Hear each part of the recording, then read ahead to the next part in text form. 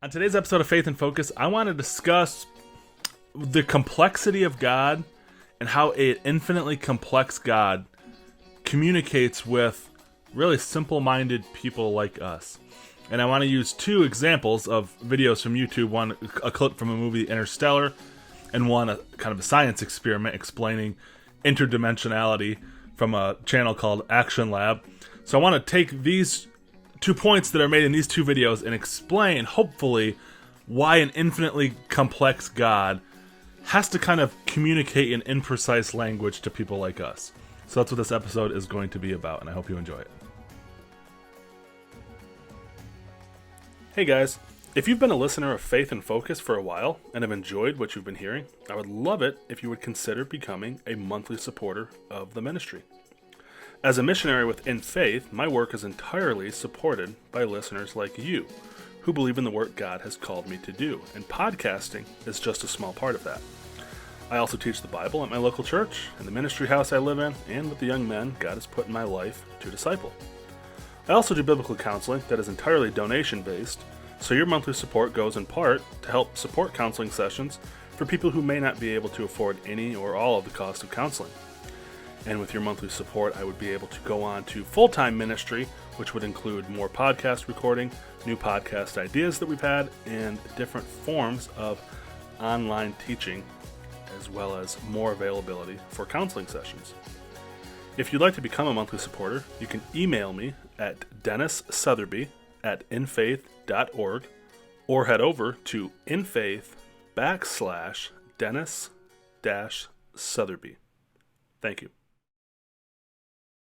Well, as I said in the open, the idea of God communicating with people seems like a fairly simple idea because God has communicated with us as people. I mean, He's communicated to us in nature, right? I mean, the heavens declare the glory of God, so we can look at the stars and it communicates things about God.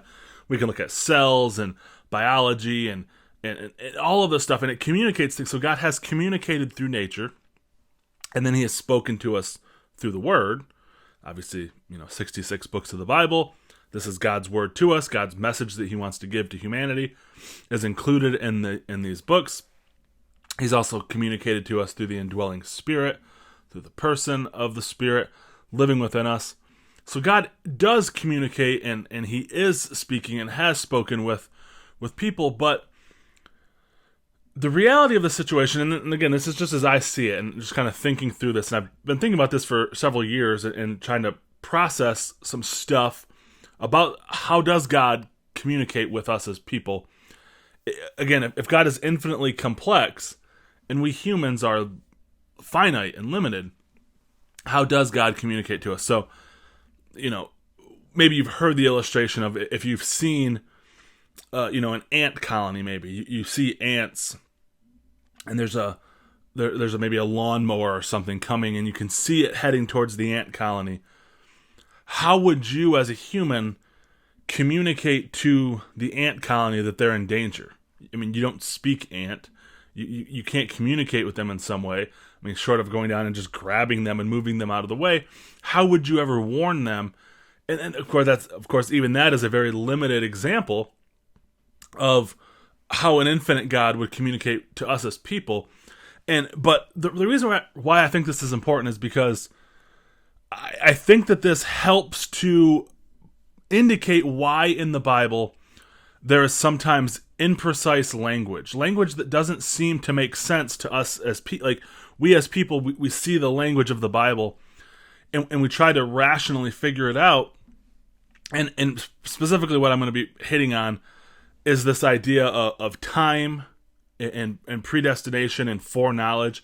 I mean, this is a logical and philosophical and spiritual conundrum that people have been arguing about for ages, because it's this idea, well, does God choose things ahead of time? And if God chooses them, can they be changed? And if God foreknows things ahead of time, do we really have free will? And all of this kind of stuff. And what struck me a couple of years ago is that this idea, and again, I'm not no way claiming that I'm original to this, but it kind of struck me a couple of years ago because, again, depending on what you believe about predestination, foreknowledge, free will, and all that kind of stuff, you're going to just read verses of the Bible and interpret them through your own lens. But there is language in the Bible that seems very bizarre. Like, how does God foreknow something? Because to us humans, that makes it sound like something hasn't happened yet, but you know that it is going to happen, right? That's what foreknowledge is. You know ahead of time that something is going to happen, but then you realize, well, that's not really how God views time, right? God doesn't, he's not like us looking down through the timeline of human history, and we know things that have happened before now, but things that are going to happen in the future, we have to kind of look and try to guess. But God's not sitting here looking forward in time. So we say God is outside of time, right? Well, what does that mean? What does that mean for God to be outside of time? And what that, in my very limited understanding of what I think that might mean is, so time is like a dimension, right? We can understand, the 3 dimensions in this Action Lab video that I want to play to kind of illustrate some of this. And if you can at all watch this, I'll put the links to the videos.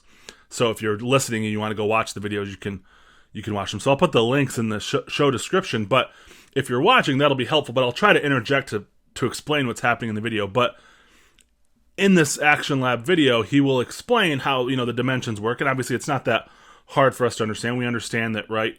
There's 3 dimensions that we live in. You can go up and down, you can go forwards and backwards, and you can go side to side. So those are the 3 dimensions that we live in. But most people recognize that we actually live in 4 dimensions. You can go up, down, side to side, forward, backwards, but we also move through time, which is its own dimension. So that's kind of this 4th dimension.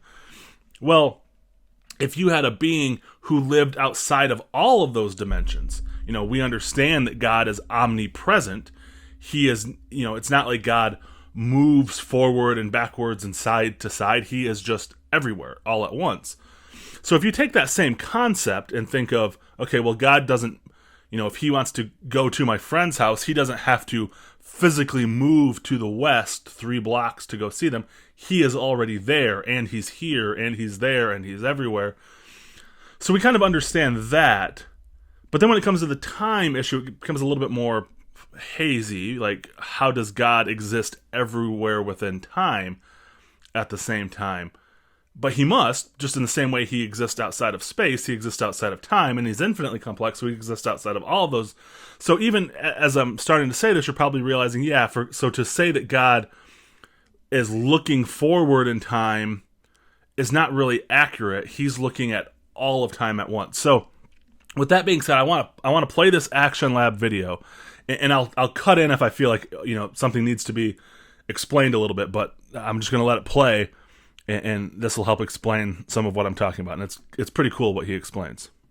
Okay, everybody, today I'm going to be showing you what a ball would look like in a 4th spatial dimension, a 4D ball. So I'm going to be showing you what a sphere would look like if there were a 4th spatial dimension. And then what would it look like if there was some 4D being that was going to move that sphere through the 4th dimension? What would it look like in our 3D space? And what other cool stuff could they do if they move stuff around in 4D? What would it look like in our 3 dimensions?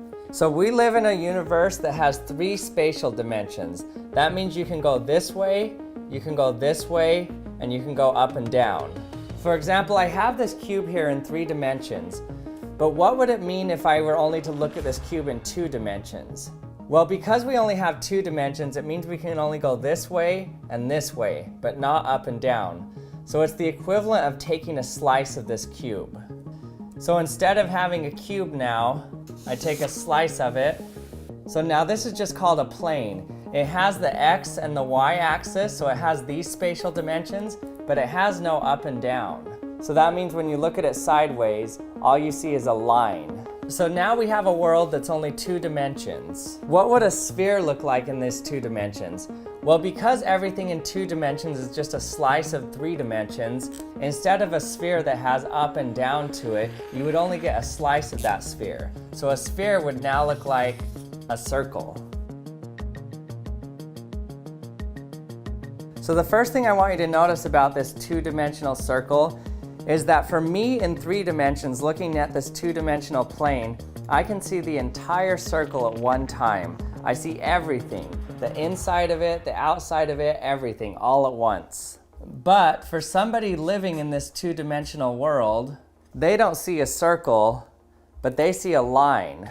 You can see what I mean as I start from above, I can see the entire circle, but as I come onto the plane, that circle shrinks down and gets flatter and flatter and flatter until eventually it just becomes a flat line. So if these two-dimensional beings live only on this flat plane, all they see is lines.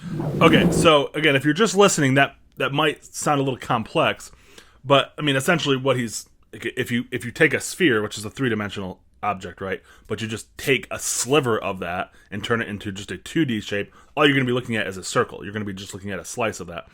And so what he's illustrating, and again, if you're not seeing it, he's kind of drawing this out for you, but what he's already illustrating in a very simplistic idea is that a two-dimensional being, if he's only on two planes, he can only go forwards and backwards or whatever, and he's looking at the circle that we're looking at, we can see the whole circle.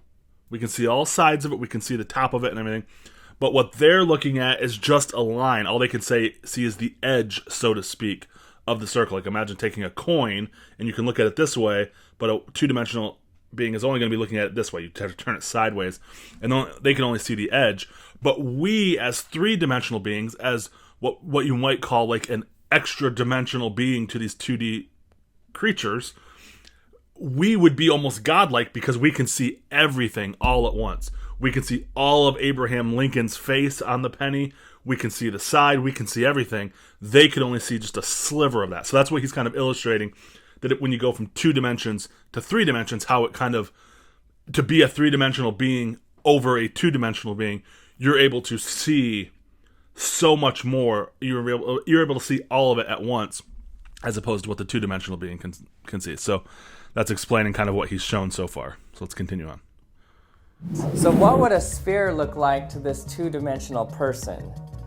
Well, remember that a 2-dimensional person can only see a slice through the sphere, and they would only see it if it's in their plane. Anything outside of it, they can't see. They only see what's in this plane here.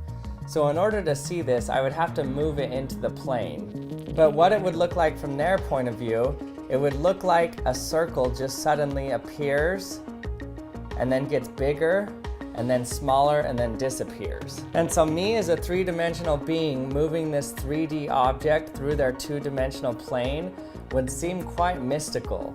It would seem like things suddenly appear, then disappear, appear, then disappear. And with that in mind, now we can start to understand what it would be like for a 4-dimensional being to move a 4-dimensional object through our 3-dimensional space. Okay, again, so if you're watching, it might still need to be explained, because again, it sounds kind of counterintuitive, but again, you have to imagine that, like, if a 2-dimensional being only lives on this plane, then anything that's happening down here or up here, they can't see. So what he's illustrating is if you take a ball and move it, we're a 3-dimensional being moving a ball, they can't see it, they can't see it, they can't see it. Now they can start to see it, but all they're seeing is the line of the ball. And then it would get bigger and bigger, right? Because the ball starts small and gets bigger, bigger, bigger. So it's moving through this line, and then all of a sudden it would disappear. So to a 2-dimensional being, it would seem like 3-dimensional beings can do magic. They can make things appear and disappear and grow and shrink in size. So that's kind of what he's been illustrating so far. And then he goes on to describe, like a ball, what a 4-dimensional being could do with a ball. So I'm going to show you what it would look like if a 4-dimensional being was to move a 4D sphere through our 3-dimensional space. It would be similar to the 2-dimensional circle, starting small, getting bigger, and then going small again. But it would be in 3 dimensions. So it would look something like this. Okay, so here's my 4-dimensional ball. And what you're actually seeing is the very tip of the 4-dimensional ball. This is the small circle, but because we're in 3 dimensions, it's the small sphere at the tip of the 4th dimensional ball. And I can move it around and do anything that I want with it, but watch what happens when I summon the powers of a 4th dimensional being to move the ball through the 4th dimension and through our 3D space. Well, it would look something like this. Okay, they're moving it through the fourth dimension, and as he's moving it, it's getting bigger and bigger and bigger. Okay, again, so if you're not watching, he's got a 3D ball, and as it's getting bigger, it's growing in size in the same way that, remember, like the ball going through their 2-dimension would start as like a small line and get bigger as the widest part of that sphere moved through their plane, and then it would start to shrink again. So that's what this 3D ball is doing, is it's getting bigger and bigger and bigger as it's moving through our 3-dimensional plane. And stop. So now you can see, as it got moved through the fourth dimension, the size changed in our 3-dimension here. So now we have a larger sphere, but we're not quite to the center of the 4-dimensional spheroid. So let's set it down and have the 4th-dimensional being move it through the largest diameter that shows up in our 3 dimensions. Okay, and go. So now it's moving through the 4th dimension, which is making the sphere get bigger and bigger and bigger in our 3 dimensions. Until finally we end up with this. So now the 4-dimensional spheroid is at its largest diameter in our 3-dimensional space. And so now I have a very large sphere. So what he's illustrated in simplistic terms is just like a 2-dimensional being, if they were, imagine we are a 3-dimensional being interacting with these little lowly peons in 2 dimensions, we could make things appear and disappear as we move them through their plane. And as long as they're in their plane, those 2-dimensional beings might be able to interact with what's in there. But if I move it out of their plane, well, it's gone. They can't interact with it again. And now I can make it appear, and disappear. And as I'm moving it through, in the same way, a higher dimensional being, a 4th-dimensional being, could take 3-dimensional object or move things into our dimension, and they would be 3-dimensional objects. So, again, it would be like, he uses a ball, but you could take this bottle of soda. They have moved it into our dimension. And then if they were to move it more through our dimension, it would start to get bigger and bigger and bigger and then shrink. So it's kind of counterintuitive, but if you can just understand the same way that a circle moving through, or a sphere moving through a 2-dimension would get bigger and bigger and bigger to them, the line would get bigger, the same way the ball would get bigger and bigger. So it's kind of crazy to think about, and it's all sort of theoretical, but remember, we're thinking about God, who is like this infinitely multi-dimensional being. And again, I will tie this back into scripture, but let's continue on and finish this video. So we know that a 4-dimensional being could suddenly appear, then disappear in our 3-dimensional space, could make objects randomly appear, disappear, change shape altogether, and it would seem quite mystical. But here's an even weirder thing that a 4th-dimensional being could do. They could turn you into your own mirror image of yourself. Let me show you what I mean. So going back to our analogy in 2 dimensions, here's our 2-dimensional guy. So now suppose in this 2-dimensional world, he's looking at this object, there's also a mirror behind it. So this line represents a mirror. So looking in that mirror, the mirror image looks like this. But no matter what he does in this 2-dimensional world, he cannot get this object to look like its mirror image other than just looking in the mirror. But me as a 3-dimensional being, I can come in and I can take it out of this 2-dimensional world, flip it, and now it becomes a mirror image of itself. So because I was a 3-dimensional being and I was able to take it out of this 2-dimensional world and flip it in my 3-dimensional world, now this is permanently the mirror image of itself for this 2-dimensional person now. So the same can be said in 3 dimensions to 4 dimensions. That means that this 4th-dimensional being could take this pretzel bag, flip it in the 4th dimension, and now it would be permanently a mirror image of itself in our 3-dimensional world. In fact, you would never be able to hide anything in our 3-dimensional world from a 4th-dimensional being. Everything would be present at the same time. They'd immediately be able to see what is inside this box. Similar to how I can instantly see what's inside this box, but this 2-dimensional person wouldn't be able to see it because it's being blocked by the outside. So it would be quite amazing to see some 4th-dimensional thing moving through our 3 dimensions and making things reappear, change shapes, do all sorts of different things, even making mirror images of things.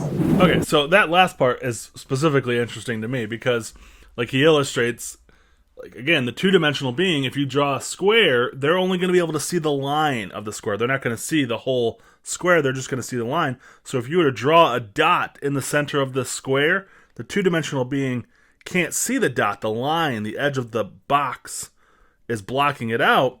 But a three-dimensional being could see the dot within that. You couldn't hide anything inside this square, right? Because the two-dimensional being couldn't see it.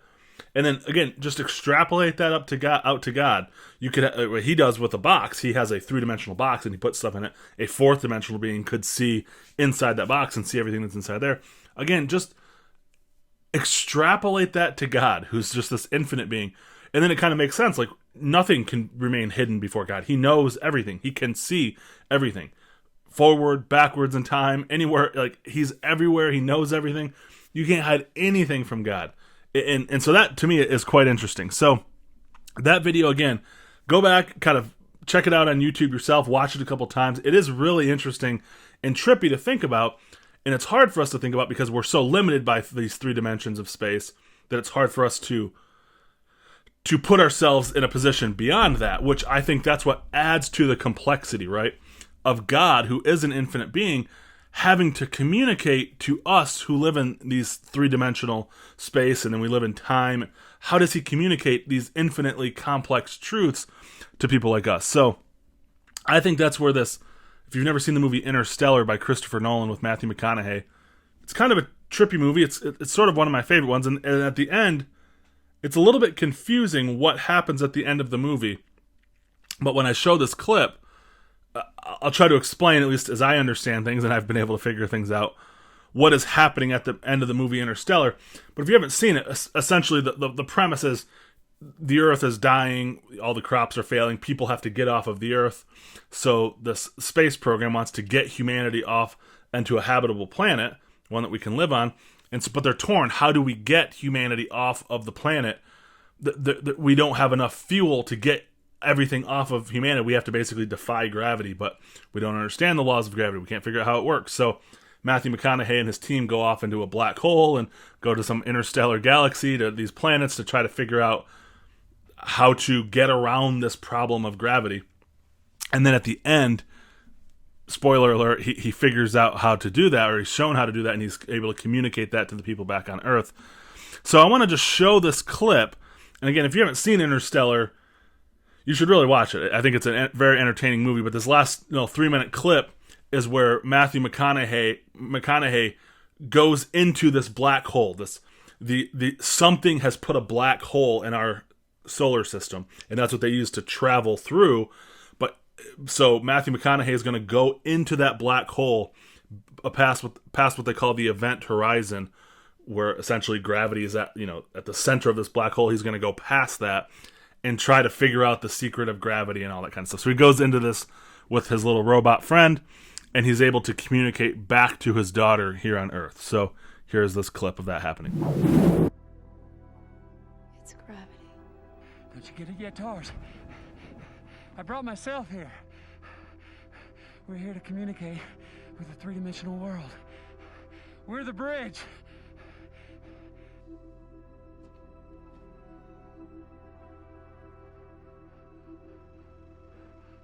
I thought they chose me. They didn't choose me, they chose her. For what, Cooper? To save the world. All of this is one little girl's bedroom. Every moment. It's infinitely complex. They have access to infinite time and space, but they're not bound by anything. They can't find a specific place in time. They can't communicate. That's why I'm here. I'm gonna find a way to tell Murph, just like I found this moment. How, Cooper? Love, Tars, love. It's just like Brand said. My connection with Murph, it is quantifiable. It's the key. What are we here to do? Find how I tell her. So he's in, again, if you're not watching this, he's in this really kind of trippy thing. It's like this infinite, he's behind his daughter's bookcase, basically. And so he's able to see into all these infinite times of his daughter's bedroom scenes throughout the movie as she was growing up. And so he's able to communicate to her. He can push things off the bookshelf and do things, but he can see into this room. So he's trying to find a way to reach back into time, essentially, and to communicate a truth to his daughter on how to get off of Earth. And he even says that this thing that they're in, this tesseract that they're in, was put here by the same, these bulk beings, these advanced beings, interdimensional beings. They put that black hole there, and they put this tesseract there as a way of, they are multidimensional beings. And he says they can create and they can see all of time, but they can't communicate to us. So that's why they've brought Matthew McConaughey's character there, because he is the kind of this bridge, this three-dimensional being. He can take this infinite information that's being provided to them on how to escape Earth, and he can communicate it to his daughter in a very simplified way to get the information to her. So that's what's going on in this scene. The watch. The watch. That's it. We code the data into the movement of the second hand. Dollars, translate the data into Morse and feed it to me. Translating data to Morse. Cooper, what if she never came back for it? She will. She will. Murph, I can see his car! He's coming, Murph! Okay, I'm coming down. How do you know? Because I gave it to her.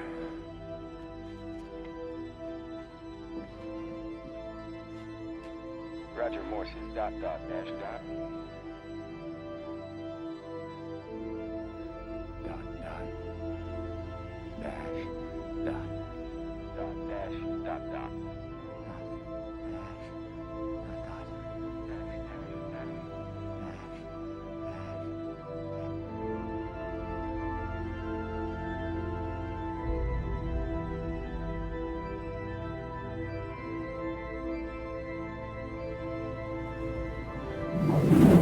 So it shows his daughter, Murph, she's got the watch, and what he's doing when he's inside the Tesseract is using gravity to send Morse code signals to the watch, which then encodes into the watch. She can get the watch and she can read the Morse code and get this whole complex formula on how to defy gravity, essentially, get around gravity and get the people off of Earth into this new habitable planet that they can live on.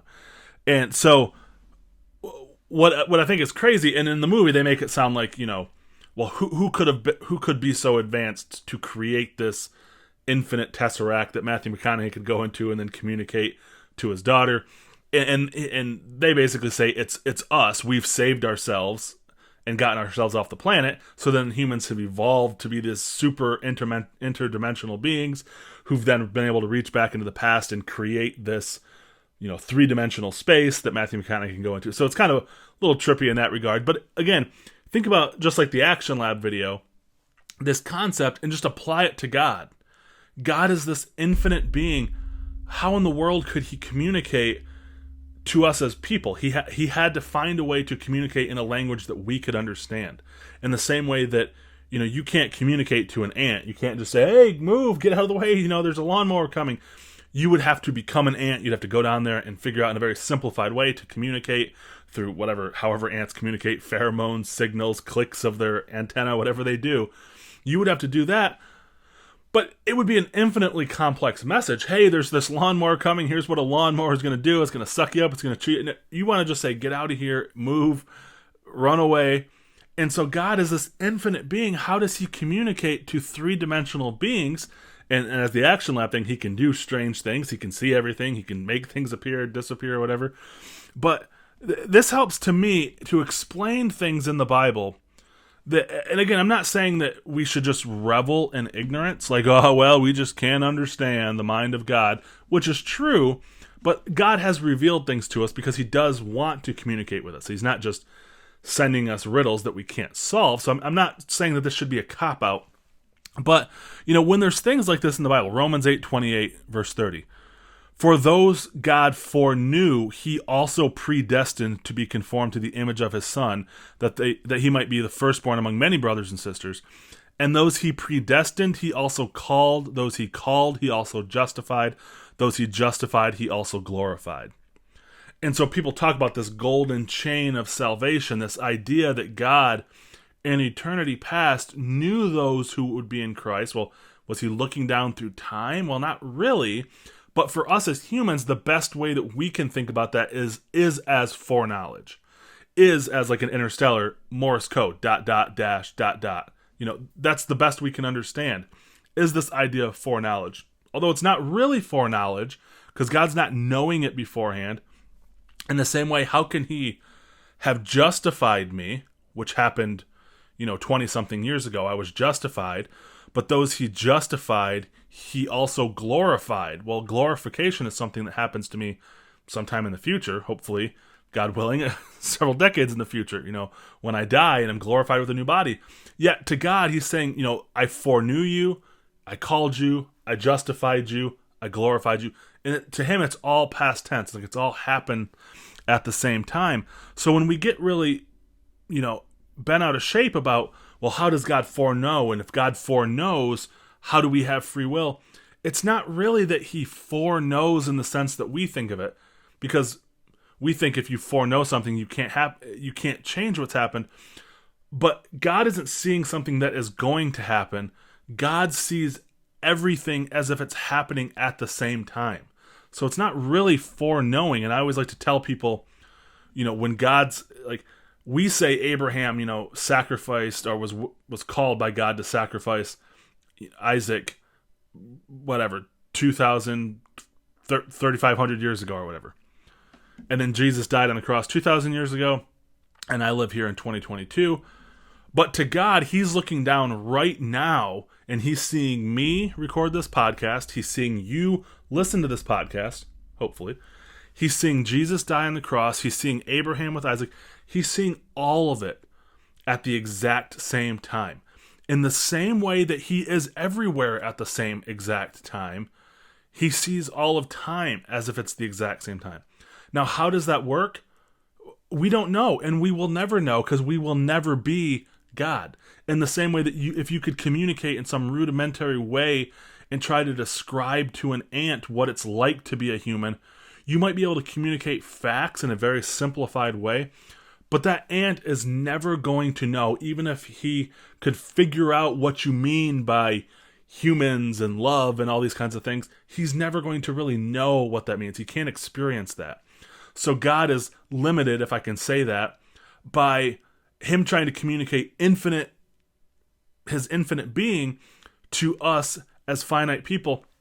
And to me, this is why it's so profound too when God refers to himself as the great I am. And then, of course, Jesus also uses that title, I am the bread of life. Are you the Christ, the Son of God? I am. And, they all fall backwards as if he's blasphemed, because a human claiming that would be blasphemy. But this I am, what does that mean? It's present tense, right? I am is like a statement of being. So we as humans, like I could say, I am recording this podcast, or I will be recording a podcast tomorrow. So that's an I am statement, but it's in the future. Or I was at conference for InFaith last week. I wouldn't say I am at this InFaith conference right now, because that happened last week. But to God, he is the great I am. Everything is right now in the present. You see that with Jesus when he says, hey, I knew Abraham. And they're like, you're not even 50 years old. How could you know Abraham? You're just a young little whippersnapper. And Jesus says, before Abraham was, I am. So he exists throughout all of time. And that's why that name is pretty profound, because it does communicate that profound truth. But I think all of this, we really get hung up on the predestination and the foreknowledge and stuff like that. But that's all language that God is having, clunky language that God is having to use to communicate to us. That isn't really how God operates. That's not how God sees time or sees the world. That's how we see the world. He's trying to use that language. So I think a lot of the times when we think like, oh, well, if God foreknows something, you really can't change it. Well, he sees it all at the same time. So he sees you doing something, but he also sees the action, the reaction of what happened because of that. It's all happening at the same time to God, and we just cannot conceive. And that's why I think that Action Lab video is so cool, because it does show you how, oh yeah, like if you were a two-dimensional being, we can conceive of how they would see the world and how we can interact with it. And then in a limited way, we can say, wow, that's how a fourth dimensional being would interact with us, and they would have these special powers or whatever.